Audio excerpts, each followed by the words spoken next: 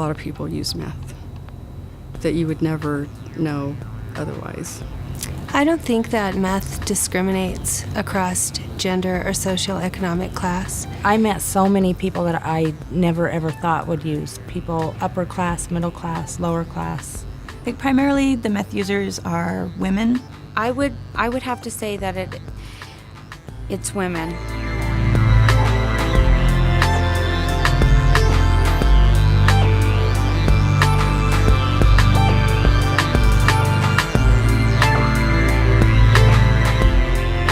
I started using meth when I was 13. I ran away from home. My mom had not the perfect family life, but I started using, and it was a gateway to just this amazing life, constant move, constant thrill. So, and at first it did that for me. It made everything smooth, and you know, and you lose weight, and people don't really know what's going on all night when you're doing all the cleaning and, using and that type of thing. So they'd all come over and go, oh, I can't believe you're so put together. You're looking fabulous. But once I did, it was amazing. It was like something that I've been looking for, to feel normal like that and feel on top of things.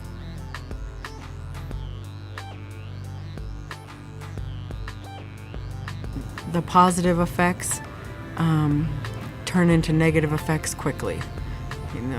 The staying awake for a night and getting your housework done lasts for a minute. I lost everything I had because of meth. I lost my family.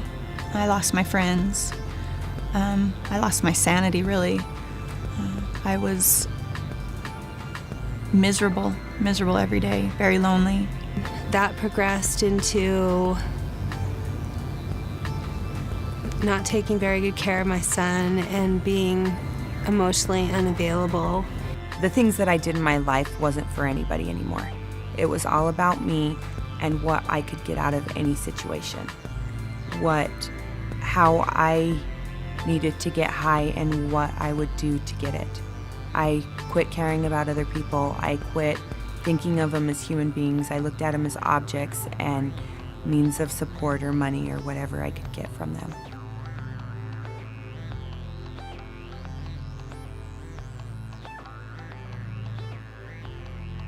I would never make eye contact with my family.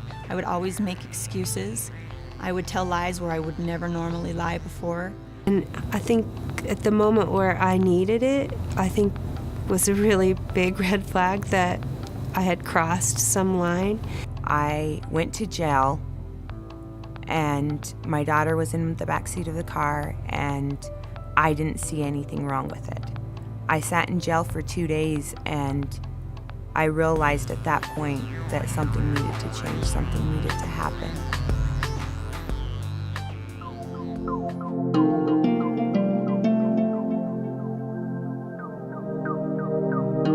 But it took realizing that I had absolutely nothing and nowhere to go, and I needed to feed a baby, and there was no food. Losing my oldest son, Taryn. He was the only thing that I ever loved. He was all I had to live for. And when they took him from me, they put a restraining order against me. I couldn't go within 500 feet of him, and that was all I had. That was my only will to live. And I needed someone to respect me and to give me the foundation that I didn't have in finding out who I was so that I could learn to love myself.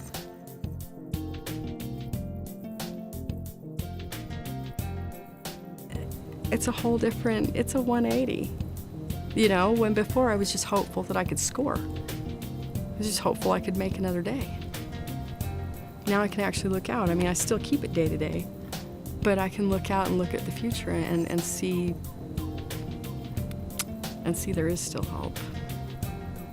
I am hopeful for the future. I'm hopeful that my family will continue to stay a big support in my life, and I am hopeful that I will be able to continue to stay clean for the rest of my life. I know I'm a completely different person today than when I was using 4 years ago. And, I look at myself, I'm worth it today. For people to want to be around me and be a part of my life, I'm worth that. I am hopeful for a life that when my child grows up, she doesn't have to worry about the use of drugs in everyday life. I am hopeful that we can find some way to fight this disease and win.